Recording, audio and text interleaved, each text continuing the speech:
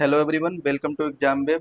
Friends, आज पहला session है हमारा लेबर लॉ का और इसमें हम सबसे पहले प्रीवियस ईयर क्वेश्चन को डिस्कस करने वाले हैं, जिसमें 2017, 2019, 2023 में जो ईपीएफओ का एग्जाम हुआ है उसमें जो भी लेबर लॉ और इंडस्ट्रियल रिलेशन से रिलेटेड क्वेश्चन आए हैं उनको सबसे पहले हम डिस्कस करेंगे और समझेंगे कि आखिर यूपीएससी ईपीएफओ का क्या ट्रेंड रहा है, किस प्रकार से क्वेश्चन पूछे जाते हैं, तो उस चीज़ को समझने का प्रयास करेंगे। ओवरऑल इस सेशन में हम अप्रॉक्स 25 प्लस क्वेश्चन डिस्कस करने वाले हैं, तो इस वीडियो को लास्ट तक जरूर देखिएगा। और जो भी साथी चैनल पर नए हों या फिर जिन्होंने अभी तक कोर्स परचेज नहीं किया तो कोर्स भी परचेज कर सकते हैं। इसमें हम कितने 25 प्लस क्वेश्चन को डिस्कस करेंगे। चलिए पहला क्वेश्चन देखते हैं क्या दिया गया है।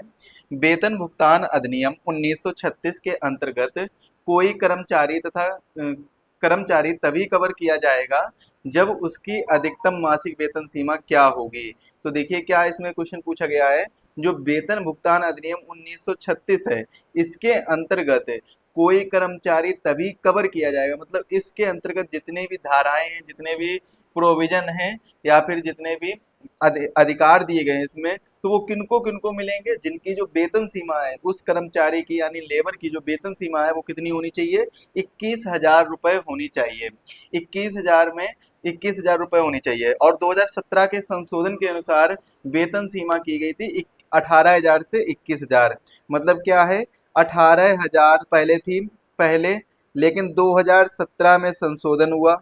संशोधन कब हुआ, 2017 में संशोधन हुआ और यह वेतन सीमा कितनी कर दी गई थी, 21,000 वेतन सीमा कर दी गई थी। तो 21,000 बढ़ा के कर दी गई थी ताकि अधिनियम के दायरे में अधिक कर्मचारी आ सकें, अधिक से अधिक कर्मचारी आ सकें और यह अधिनियम समय पर वेतन और अवैध कटौती से सुरक्षा भी प्रदान कर सके, प्रदान करता है। तो इस चीज का आप लोग विशेष ध्यान रखेंगे। ये क्वेश्चन पूछा गया था। क्वेश्चन क्या पूछा गया था कि क्वेश्चन में जो भी मैंने आपको, अगर आपने वो देखा होगा हमारा वीडियो, एक मिनट मैं आपको उसका थंबनेल लगाता हूँ।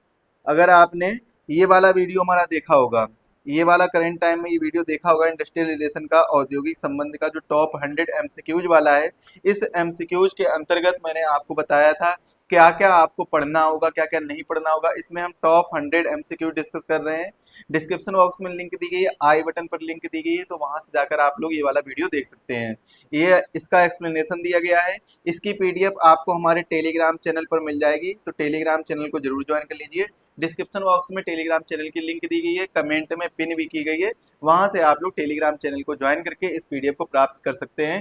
कंप्लीट सिलेबस की जो आपका इंडस्ट्रियल रिलेशन और लेबर लॉ का जो प्रीवियस ईयर क्वेश्चन पेपर है, उसमें से जितने भी क्वेश्चन बनने थे मैंने सभी को यहाँ पर आपके सामने रखा है, तो इनको जरूर आप लोग पढ़िएगा।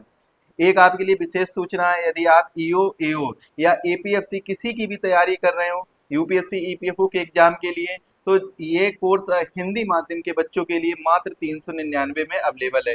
399 रुपए में हिंदी माध्यम के सभी बच्चों के लिए यूपीएससी ईपीएफओ का कोर्स अवेलेबल है। 15 अगस्त से इसकी क्लासेस स्टार्ट हो रही हैं और जो ऑफर वैलिड है वो भी 15 अगस्त तक है। 15 अगस्त के बाद इसकी जो ऑफर है वो खत्म कर दिया जाएगा और इसके प्राइस बढ़ जाएंगे, तो अभी इसको जल्दी से परचेज कर लीजिए, जिसमें आपको बहुत सी चीज़ें मिलने वाली हैं, जैसे टॉपिक वाइज और स्ट्रक्चर एग्जाम ओरिएंटेड प्रिपरेशन कराई जाएगी, क्लियर एक्सप्लेनेशन दिया जाएगा बिल्कुल सिंपल भाषा में, हिंदी में भी दिया जाएगा लेकिन सिंपल भाषा में दिया जाएगा, हिंदी की भी सिंपल भाषा में, जिससे आप लोग अच्छे से समझ बना सकें हर टॉपिक को लेकर। टॉपिक वाइज क्विज कराए जाएंगे, फुल लेंथ मॉक टेस्ट होंगे और पीवाईक्यू सॉल्यूशन जैसा कि जो आज आप देख रहे हैं। हाई क्वालिटी पीडीएफ मिलेगी, हैंड रिटन नोट्स मिलेंगे और बहुत से कॉन्सेप्ट आपको मिल जाएंगे एक इमेज के फॉर्मेट में, जिससे आपको तैयारी करने में आसानी हो सके। एक आपको क्विक रिवीजन मटेरियल मिलेगा, क्यूआरएम मिलेगा, जिसमें आप लोग रिवीजन कर सकें। अधिक जानकारी के लिए आप कोई भी डिस्काउंट के लिए आप दिए गए नंबर पर कांटेक्ट कर सकते हैं। ये दोनों नंबर दिए गए, यहाँ पर आप व्हाट्सएप पर मैसेज करके इसके बारे में जानकारी ले सकते हैं। इसके लिए आपको हमारा एग्जाम वेब ऐप डाउनलोड करना होगा। एग्जाम वेब ऐप की लिंक आपको डिस्क्रिप्शन बॉक्स में मिल जाएगी, वहां से जाकर आपको इसको डाउनलोड कर लीजिए और कंप्लीट प्रिपरेशन के लिए तैयार हो जाइए। कंप्लीट प्रिपरेशन आपको कराई जाएगी, जिसमें कोई भी सब्जेक्ट छोड़ा नहीं जाएगा, हर सब्जेक्ट की तैयारी कराई जाएगी मात्र 399 रुपए में। अगला क्वेश्चन कौन सा है देखिए। अगला क्वेश्चन है, न्यूनतम वेतन अधिनियम 1948 के अंतर्गत कौन सा प्रावधान सुनिश्चित करता है कि टुकड़ा दर मजबूत को न्यूनतम समय दर के बराबर वेतन मिले। जो टुकड़ा दर मजदूर है, मजदूरों को यानी जो छोटे छोटे मजदूरी करते हैं उनको न्यूनतम समय दर के बराबर वेतन मिले। तो इसका राइट आंसर क्या हो जाएगा? इसका राइट आंसर हो जाएगा गारंटीड समय दर। क्या हो जाएगा? गारंटीड समय दर। देखिए बहुत ही अजीब सा क्वेश्चन है, लेकिन आपको पढ़ना होगा, याद करना होगा। न्यूनतम वेतन अधिनियम, जो मिनिमम वेजेस एक्ट है, यानी जो मिनिमम वेजेस एक्ट है, मिनिमम वेज एक्ट 1948 का, इसमें ये बात कही गई है। तो इन एक्ट में जो भी चीजें मैंने आपको बताई हैं कि किस एक्ट में क्या क्या कीवर्ड के थ्रू आपको याद करना होगा, कौन कौन से कीवर्ड हैं जिससे रिलेटेड आपको चीजें याद करनी होंगी, वो सभी मैंने आपको सिलेबस वाले वीडियो में अच्छे समझाया हुआ है। तो आप लोग उसको जरूर देख लीजिएगा। बाकी इसका राइट आंसर क्या हो जाएगा? गारंटीड समय दर। आप देखिए इससे यह सुनिश्चित होता है कि टुकड़ा दर मजदूरों को न्यूनतम मजदूरी से कम वेतन ना मिले, चाहे उत्पादन कितना भी हो। कितना भी कंपनी में प्रोडक्शन हो रहा हो, प्रोडक्शन चाहे कितना भी हो रहा है, लेकिन जो भी मजदूरी वहां कर रहे हैं, जो भी वहां लेबर काम कर रहे हैं, और जो ऐसे लेबर अनस्किल्ड लेबर काम कर रहे हैं, उनको न्यूनतम मजदूरी से कम वेतन नहीं मिलना चाहिए। ऐसा नहीं है कि उनकी मजदूरी तो दिन की 400 रुपए बनती है, लेकिन उनको जो दिया जा रहा है वो कितना दिया जा रहा है? 150 या 250 रुपए दिया जा रहा है। तो इतना कम नहीं मिलना चाहिए। अगर न्यूनतम मजदूरी 400 रुपए है तो 400 रुपए ही देने पड़ेंगे कंपनी को। इसके अलावा वो कम नहीं कर सकता है। इसी एक्ट के तहत जो मिनिमम वेजेस एक्ट है, मिनिमम वेजेस एक्ट कब आया था? ये आया था 1948 को। मिनिमम वेजेस एक्ट 1948 एक्ट में ये बात कही गई है, जो कि अच्छे से समझाई गई कि न्यूनतम मजदूरी तो देना ही पड़ेगा। अगला क्वेश्चन देखिए, निम्नलिखित में से कौन सा सही है? तो इसका राइट आंसर क्या हो जाएगा? कौन सा सही है? कंपलसरी इंश्योरेंस उपदान अधिनियम 1972 के अंतर्गत ये बात कही गई थी। अगर हम रिकवरी ऑफिसर की बात करें तो रिकवरी ऑफिसर बात की गई थी। इसके लिए राइट आंसर क्या हो जाएगा? ईपीएफ अधिनियम, यानी जो रिकवरी ऑफिसर है वो क्या हो जाएगा? कर्मचारी भविष्य निधि अधिनियम 1952 में। ये पहले का हो जाएगा। यहाँ पर पॉइंट डाल लीजिए 1 2 3 4। तो ये पॉइंट आप लोग डाल लीजिए। ये वाला तो बिल्कुल एग्जैक्ट मेल खा रहा है, बिल्कुल मिलान सही है, तो ये इसका राइट आंसर हो जाएगा। बाकी आगे हम समझते हैं। रिकवरी ऑफिसर, तो यहाँ पर ये पहले का हो जाएगा रिकवरी ऑफिसर। इसके बाद में शेड्यूल एम्प्लॉयमेंट, शेड्यूल एम्प्लॉयमेंट के लिए कौन सा हो जाएगा? शेड्यूल एम्प्लॉयमेंट के लिए हो जाएगा वेतन, न्यूनतम वेतन अधिनियम। ये वाला भी सही है, न्यूनतम वेतन अधिनियम, यहाँ 1948 कर लीजिए। इसके बाद में सब्सिडी अलाउंस, तो इसके लिए क्या हो जाएगा? औद्योगिक रोजगार यानी स्थायी आदेश अधिनियम 1946। इसमें यहाँ पर हम देखते हैं तो रिकवरी ऑफिसर ईपीएफ अधिनियम 1952, यहाँ पर बी और सी दोनों कर लीजिए, दोनों राइट आंसर हैं।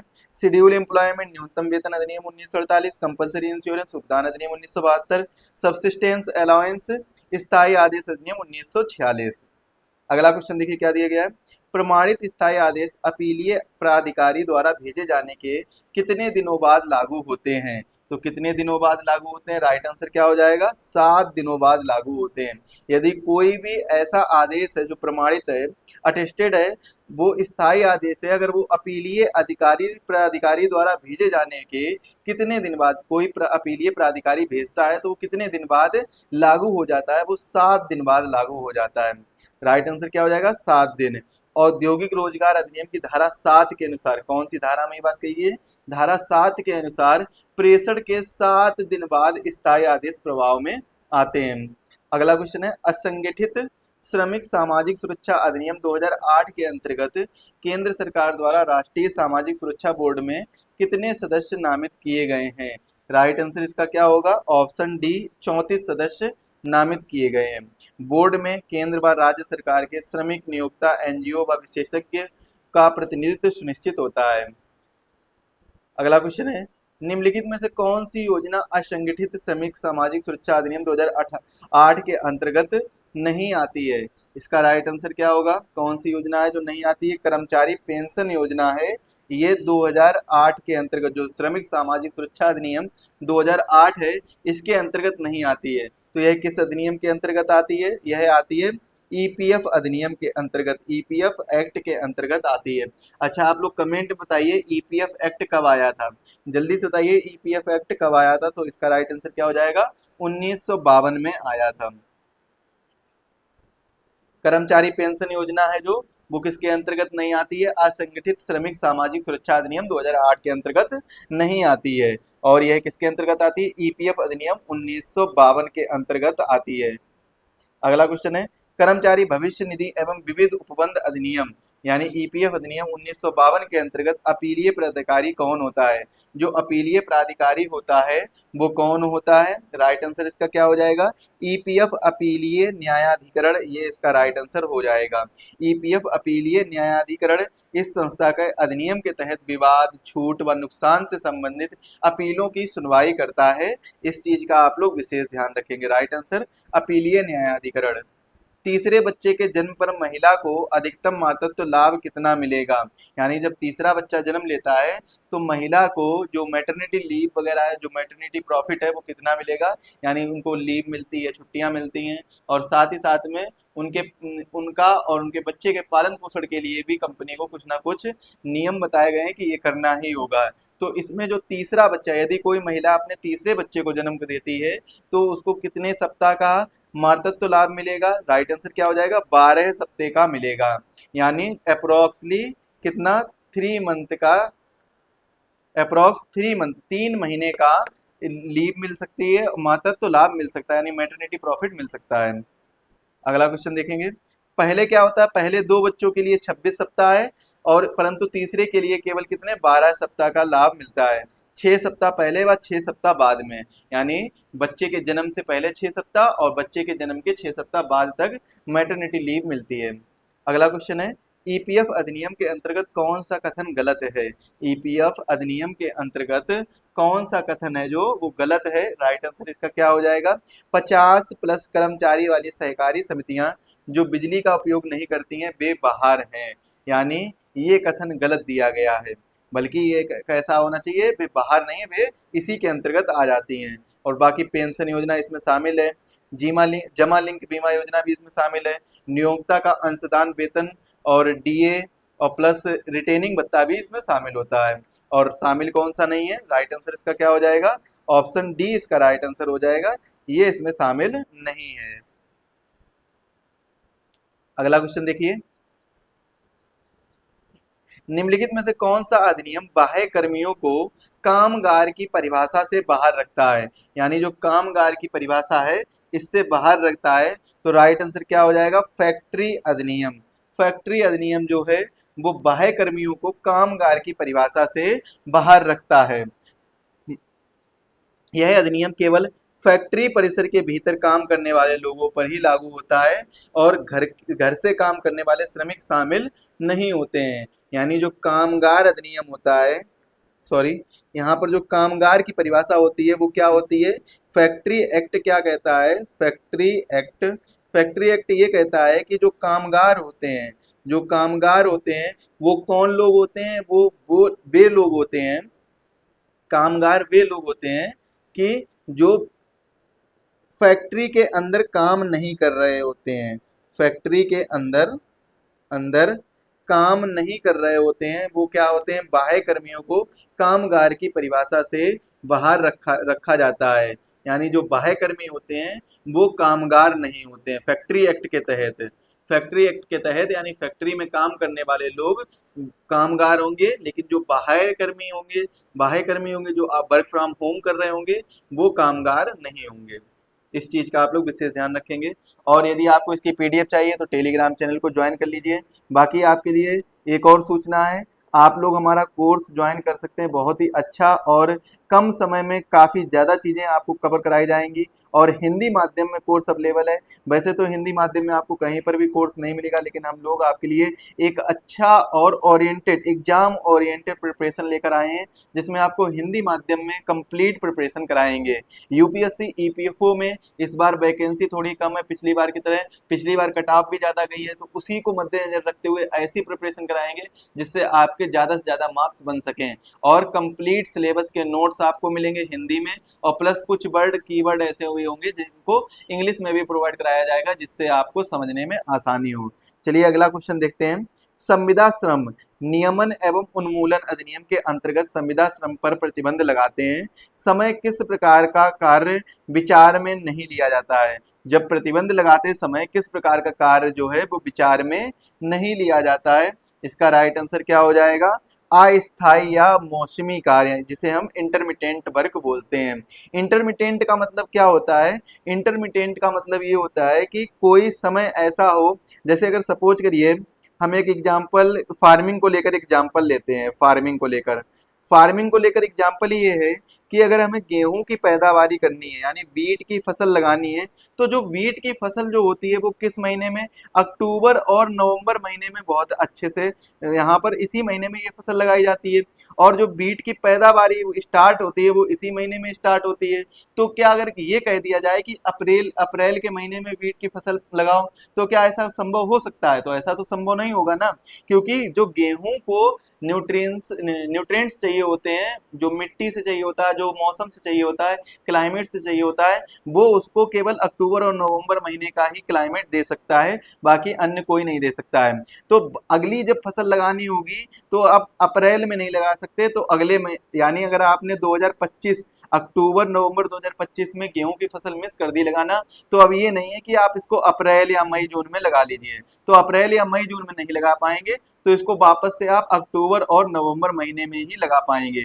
तो बीच में जो इसमें गैप होगा उसे ही हम मौसमी गैप कहते हैं, आप मौसमी कार्य कहते हैं। इनके बीच में कोई कार्य नहीं होगा, और गेहूं की जो पैदावारी वो स्टार्ट होगी, कल्टीवेशन स्टार्ट होगा, वो इसी टाइम स्टार्ट होगा, क्योंकि गेहूं को तापमान जो है वो कम चाहिए होता है जब वो गेहूं पौधा छोटा होता है, तापमान उसको कम चाहिए होता है।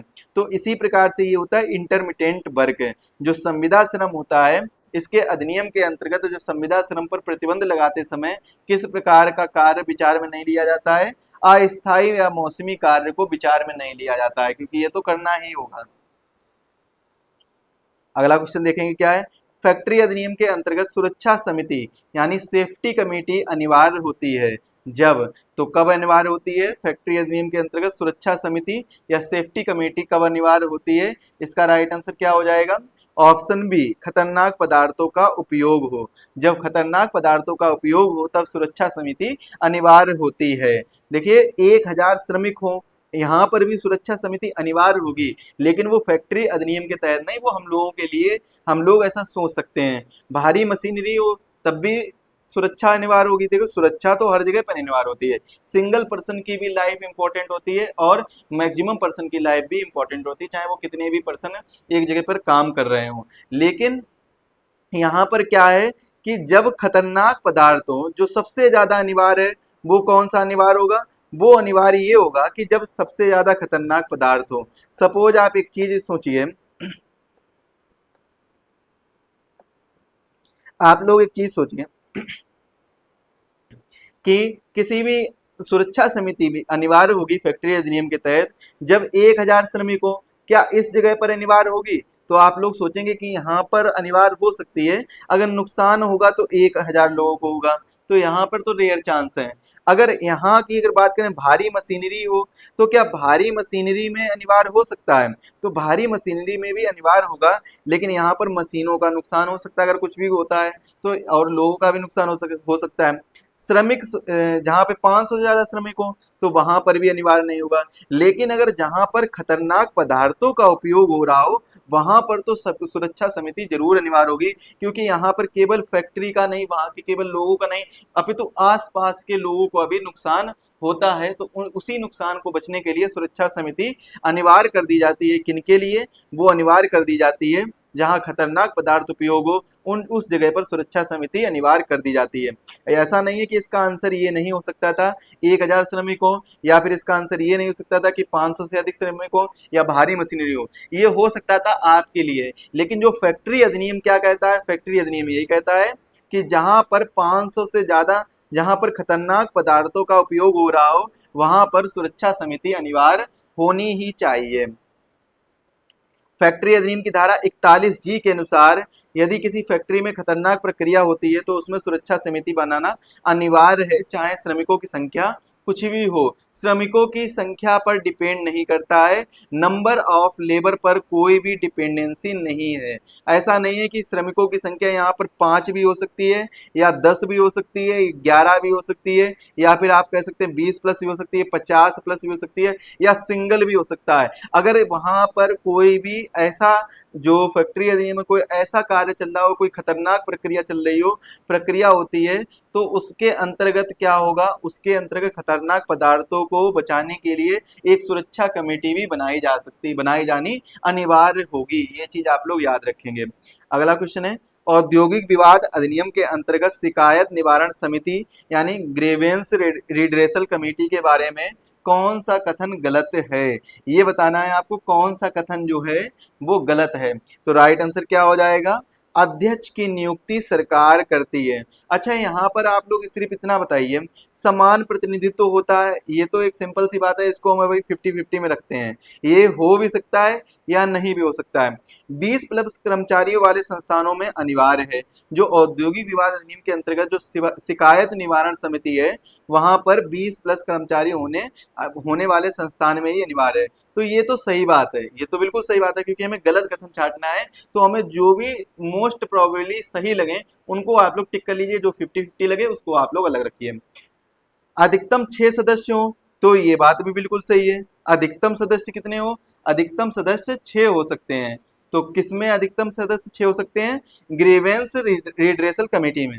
देखिए, कोई भी कमेटी है उसमें बहुत ज्यादा सदस्यों की संख्या नहीं होती है, और जितनी भी कमेटी है वो उनको हम आपको थ्योरी वाले पार्ट में कंप्लीट कवर कराएंगे। आप लोग कोर्स परचेज करिए, वहां पर आपको थ्योरी पार्ट में कंप्लीट कमेटी के बारे में, कंप्लीट लेबर लॉ के बारे में, industrial relation, accounting, statics, auditing, insurance और बचे हुए जो भी टॉपिक हैं वो सारे के सारे कवर कराए जाएंगे। चाहे हिस्ट्री हो, ज्योग्राफी हो, पॉलिटी हो, इकोनॉमी हो, कुछ भी हो, हर एक चीज कवर कराई जाएगी। तो अगला क्वेश्चन देखिए क्या है। हाँ, तो इसका क्या है, इसमें जो दिया गया, अध्यक्ष की नियुक्ति सरकार करती है। तो अध्यक्ष की नियुक्ति सरकार नहीं करती है, जबकि समिति के सदस्य स्वयं ही अध्यक्ष का चुनाव कर लेते हैं और सरकार द्वारा नियुक्त नहीं किया जाता है।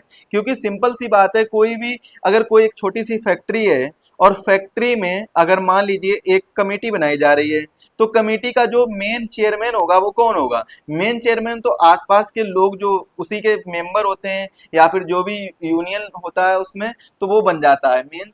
मतलब जो कमेटी का चेयरमैन है वो वही बन जाता है, जो अध्यक्ष है वो बन जाता है, जो मेन होता है। अक्सर कर देखा होगा आपने, मूवीज वगैरह में देखा होगा, जैसे ट्रेड यूनियन वगैरह बनती हैं, तो जैसे जब यूनियन बनती है तो उसमें जो मेन होता है वो लीडर कोई ना कोई बनता बनता है, जो श्रमिकों के लाभ के लिए हमेशा बात करता रहता है, तो उसी को लोग बना देते हैं।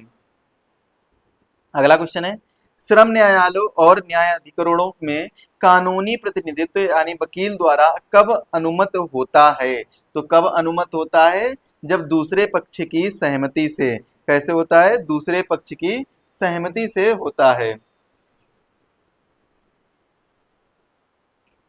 कहाँ दिया गया है, ऑप्शन सी में इसका राइट आंसर है, तभी जब दूसरे पक्ष की सहमति हो। जब दूसरे पक्ष की सहमति हो तभी क्या होगा, न्यायालयों और न्यायाधिकरणों में कानूनी प्रतिनिधित्व यानी वकील द्वारा अनुमत होता है। अगला क्वेश्चन है, निम्नलिखित प्रावधानों को उनके संबंधित अधिनियम से मिलान कीजिए। यानी आपको सिंपल सी बात है, ये अलग अलग 4-5 क्वेश्चन थे, 4 क्वेश्चन थे, मैंने इनको एक साथ लिख दिया है। तो अब बताइए, विस्थापन भत्ता, विस्थापन भत्ता किसके अंतर्गत, विस्थापन भत्ता किसके अंतर्गत आता है, कौन सा अधिनियम है। तो आपने एक पढ़ा होगा अंतरराज्य अधिनियम। कौन सा पढ़ा होगा, अंतरराज्य प्रवासी श्रमिक अधिनियम।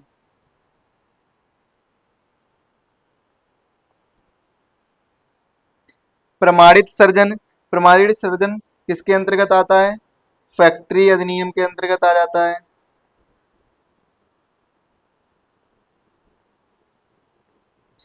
अर्धमासिक भुगतान, ये किसके अंतर्गत आता है, तो ये आता है कर्मचारी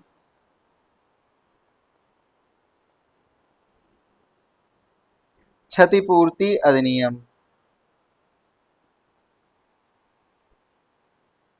कर्मचारी क्षतिपूर्ति अधिनियम। और टुकड़ा कार्य किसके अंतर्गत आ जाता है, अभी क्वेश्चन भी आ चुका है एक, न्यूनतम वेतन अधिनियम। न्यूनतम वेतन अधिनियम। तो न्यूनतम वेतन अधिनियम के अंतर्गत टुकड़ाकार आ जाता है। तो ये आपको चारों अधिनियम याद करने होंगे। इससे पहले भी मैंने आपको ये 4 अधिनियम बताए हैं। तो ओवरऑल 8 अधिनियम, जहां से सबसे ज्यादा महत्वपूर्ण क्वेश्चन आए। और भी देखिए फैक्ट्री अधिनियम के अंतर्गत जो भी धाराएं हैं, कुछ कुछ मेजर अधिनियम हैं जो आपको याद करने को वहीं से क्वेश्चन फंस जाएगा। तो इसीलिए आप लोग ज्यादा मत पढ़िएगा, उतना ही पढ़िएगा जितना मैं आपको ज्यादातर बता रहा हूँ। तो 4 अधिनियम तो ये रहे, और बाकी के 4 अधिनियम जो मैंने आपको आगे बताए हैं।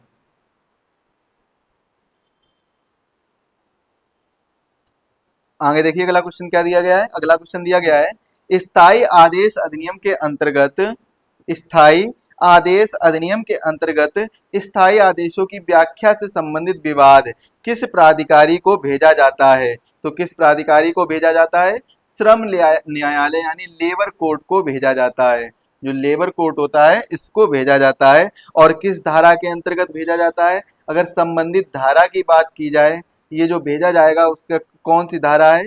तो धारा 13A के अंतर्गत ऐसे विवाद श्रम न्यायालय द्वारा निपटाए जाते हैं। कैसे? स्थायी आदेश अधिनियम के अंतर्गत स्थायी आदेशों की व्याख्या से संबंधित विवाद जो हैं वो धारा 13A के अंतर्गत श्रम न्यायालय निपटारा करता है इनका। अगला क्वेश्चन देखिए, वह यूनियन जो कई उद्योगों और व्यवसायों के कर्मचारियों को शामिल करती है उसे क्या कहते हैं? उसे हम क्या कहते हैं? इसका राइट आंसर क्या हो जाएगा? सामान्य यूनियन, यानी जो जनरल यूनियन होती है उसे हम क्या बोलते हैं? General union. किसको? वह यूनियन जो कई उद्योगों और व्यवसायों के कर्मचारियों को शामिल करती है। उस जो जनरल यूनियन होती है इसमें क्या होता है? इसमें कई उद्योग शामिल होते हैं, इसमें कई से क्या होते हैं, कई कर्मचारी शामिल होते हैं, अलग अलग जगह के भी कर्मचारी शामिल हो जाते हैं। तो इसका राइट आंसर क्या हो जाएगा? सामान्य यूनियन। सामान्य यूनियन, सामान्य यूनियन का दायरा एक व्यापक होता है और यह किसी एक शिल्प या उद्योग तक सीमित नहीं होता है, बल्कि ये कई उद्योगों तक, कई कर्मचारियों तक पहुंचता है। इसमें केवल जरूरी नहीं कि एक ही फैक्ट्री के कर्मचारी शामिल हो, इसमें विभिन्न प्रकार की फैक्ट्रियां, जो भी फैक्ट्रियां हैं, विभिन्न प्रकार के कोई भी जो काम कर रहे हैं उन सभी के कर्मचारी शामिल हो सकते हैं इसमें। अगला क्वेश्चन क्या है?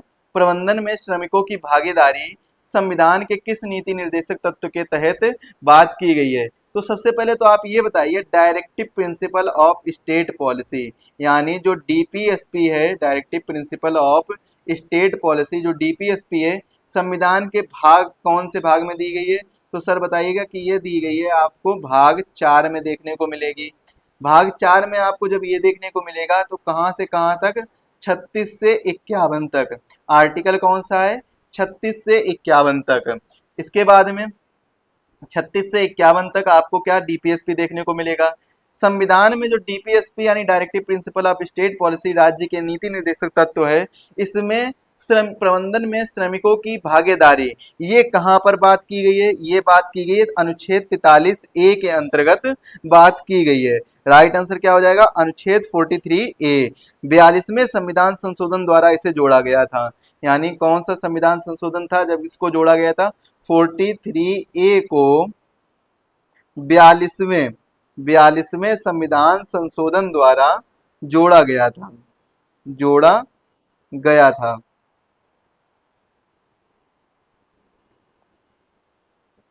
बयालीसवां संविधान संशोधन कब हुआ था? 1976 में हुआ था। तो 42वें संविधान संशोधन द्वारा जोड़ा गया था, जिसमें क्या है? औद्योगिक लोकतंत्र को जिससे बढ़ावा मिले, श्रमिकों की भागीदारी हो जाए और उसमें औद्योगिक लोकतंत्र को बढ़ावा मिल जाए, इसीलिए से जोड़ा गया था। अगला क्वेश्चन देखिए क्या दिया गया है। निम्नलिखित में से कौन सी एक वैधानिक यानी स्टेचुरी केंद्रीय स्तर की संस्था है? राइट आंसर इसका क्या हो जाएगा? कर्मचारी राज्य बीमा निगम।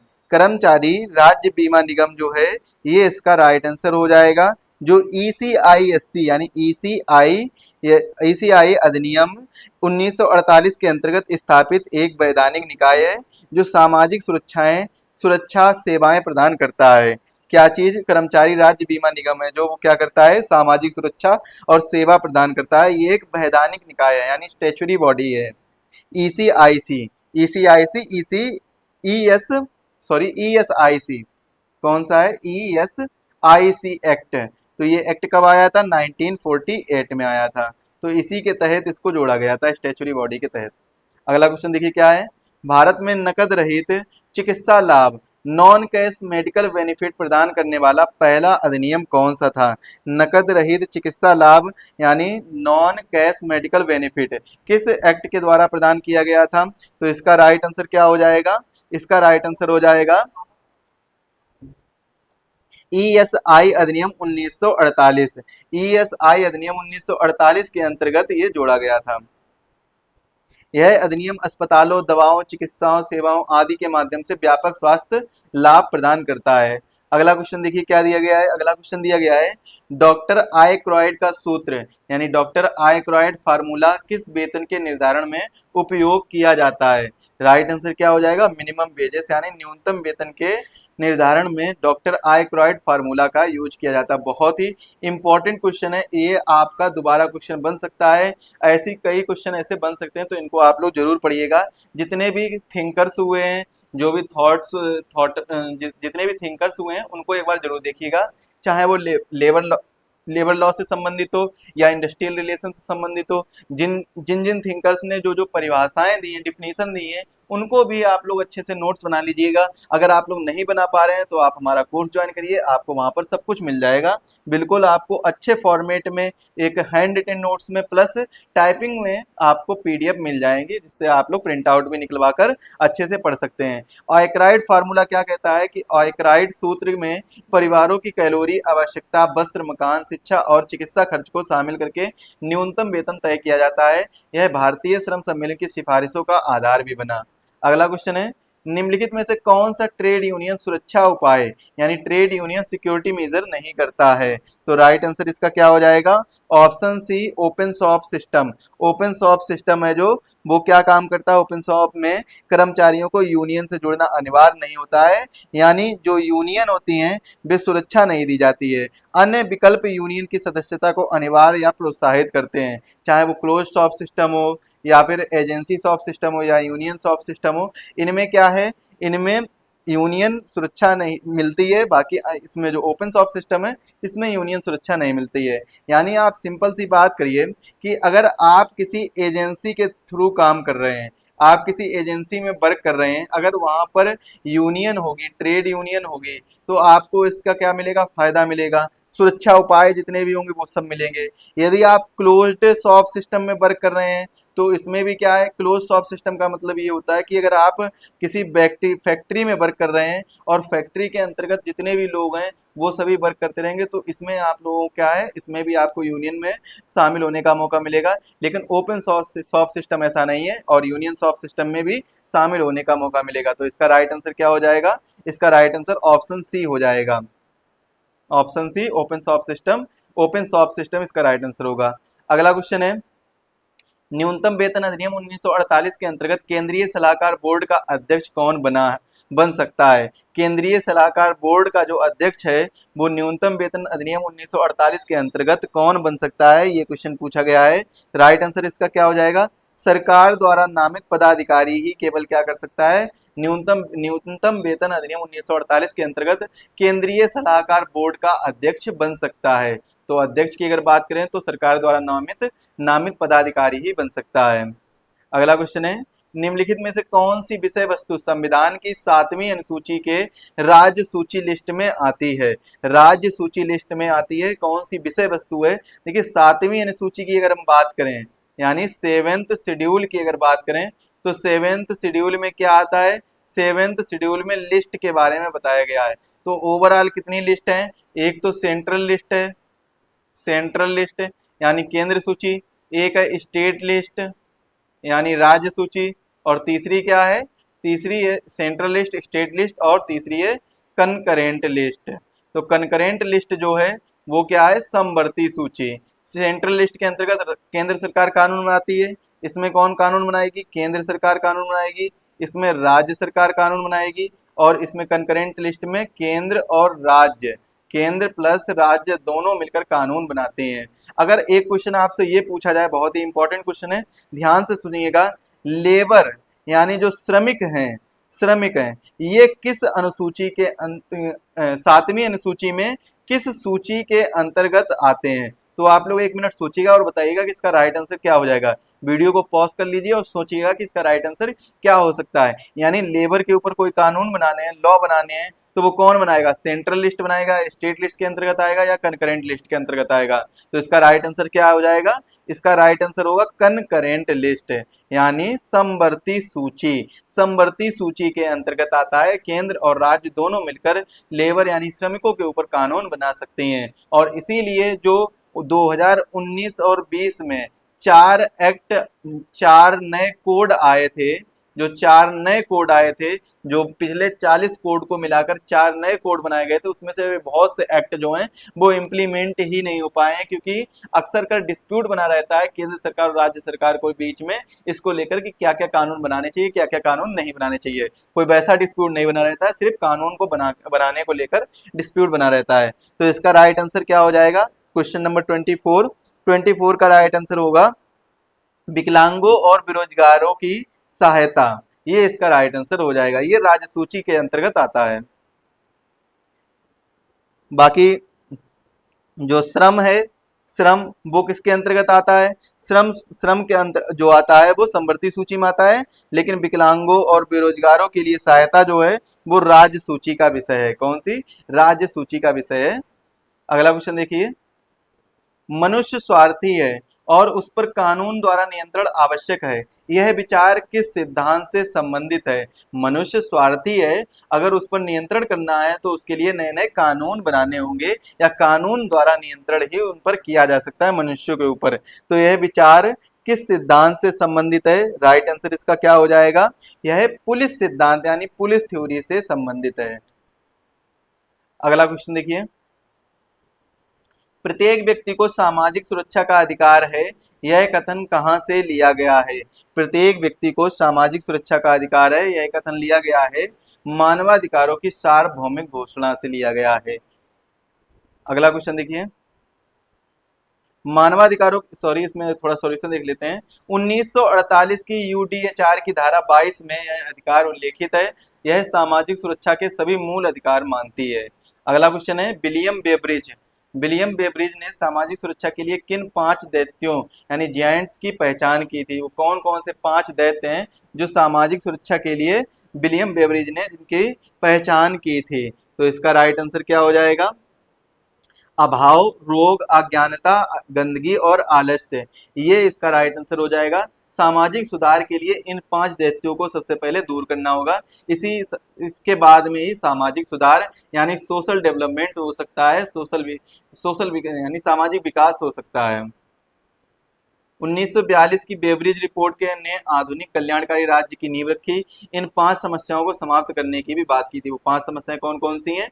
अभाव, रोग, अज्ञानता, गंदगी और आलस्य। यानी हमें किसी भी चीज का अभाव नहीं होना चाहिए, चाहे वो शिक्षा का हो या कोई भी चीज है, जो कोई सस्टेनेबल डेवलपमेंट से रिलेटेड या रिसोर्सेस को लेकर कोई भी चीजों का हमें अभाव नहीं होना चाहिए, रोग नहीं होना चाहिए, अज्ञानता नहीं होनी चाहिए, मतलब हमें ज्ञान होना चाहिए, हमें स्वच्छ रहना चाहिए, गंदगी नहीं फैलानी चाहिए, और किसी भी काम को लेकर आलस्य नहीं करना चाहिए। तो ये 5 दैत्य बताए हैं विलियम बेवरिज ने, और इन्होंने अपनी रिपोर्ट कब दी थी, पेश की थी? 1942 में इन्होंने अपनी रिपोर्ट पेश की थी। अगला क्वेश्चन है 28 नंबर, अटल पेंशन योजना के बारे में कौन सा कथन सही नहीं है? राइट आंसर इसका क्या हो जाएगा? सभी 40 वर्ष के ऊपर के नागरिकों के लिए लागू है। तो यह सभी 40 वर्ष के नागरिकों के लिए नहीं लागू है, यह केवल और केवल 18 से 40 वर्ष के लिए लागू है। जो 18 से 40 वर्ष के जो नागरिक होंगे, यानी जो आयु वाले नागरिक होंगे, उन्हीं के लिए उपलब्ध है। इसके बाद इसकी सदस्यता, यानी अगर 40 के बाद अगर आप पहुंच रहे हैं तो इसकी सदस्यता नहीं मिल सकती है। बल्कि यहाँ पर जो दिया गया वो क्या दिया गया है? सभी 40 वर्ष के ऊपर नागरिकों के लिए लागू है। तो ये तो बिल्कुल नहीं है। तो राइट आंसर ऑप्शन डी इसका हो जाएगा, क्योंकि पूछा गया था, कथन सही नहीं है। प्रधानमंत्री सुरक्षा बीमा योजना पीएमएसबीवाई के अंतर्गत 2 लाख रुपए का दुर्घटना बीमा हेतु वार्षिक प्रीमियम कितना है? तो 2 लाख रुपए का दुर्घटना बीमा है हेतु जो वार्षिक प्रीमियम है, जो 2 लाख रुपए का दुर्घटना बीमा होगा उसके लिए एक वार्षिक प्रीमियम भी देना पड़ेगा। तो वो वार्षिक प्रीमियम कितना है? राइट आंसर इसका क्या हो जाएगा? ₹12 इसका वार्षिक प्रीमियम है। जो प्रधानमंत्री बीमा सुरक्षा बीमा योजना के अंतर्गत होने वाली दुर्घटना बीमा योजना प्रीमियम वाली दुर्घटना बीमा योजना है, जो 18 से 70 वर्ष के आयु वाले लोगों को 2 लाख तक का बीमा केवल 12 रुपए प्रति वर्ष में प्रदान करता है। तो ये इसका राइट आंसर हो जाएगा। तो आज के वीडियो के लिए बस इतना ही रखते हैं, मिलेंगे अगले वीडियो में अगली क्लास में। तब तक के लिए आप सभी को धन्यवाद। और जो भी साथी इस वीडियो को यूट्यूब पर देख रहे हैं तो एग्जाम वेब यूट्यूब चैनल को जरूर सब्सक्राइब कर लीजिएगा। जो ऐप पर देख रहे हैं, डेमो क्लास देख रहे हैं, तो इसके बाद आप लोग परचेज कर लीजिएगा कोर्स, क्योंकि इसके बाद आपका जो ऑफर है वो बहुत जल्दी एंड होने वाला है। अभी आपको यह कोर्स मात्र 399 रुपये में मिल जाएगा। यदि आप कूपन कोड NEW10 यूज करते हैं तो आपको 399 रुपये में भी 10% डिस्काउंट यानी 40 रुपीज़ का डिस्काउंट मिल जाएगा। और यह कोर्स मात्र आपको 359 में अवेलेबल करा दिया जाएगा, अवेलेबल हो जाएगा। तो अभी इसको परचेज करिए, देर किस बात की है, एग्जाम वेब ऐप को डाउनलोड करिए, डिस्क्रिप्शन बॉक्स में लिंक दी गई है। मिलेंगे अगले वीडियो में, तब तक के लिए आप सभी को धन्यवाद।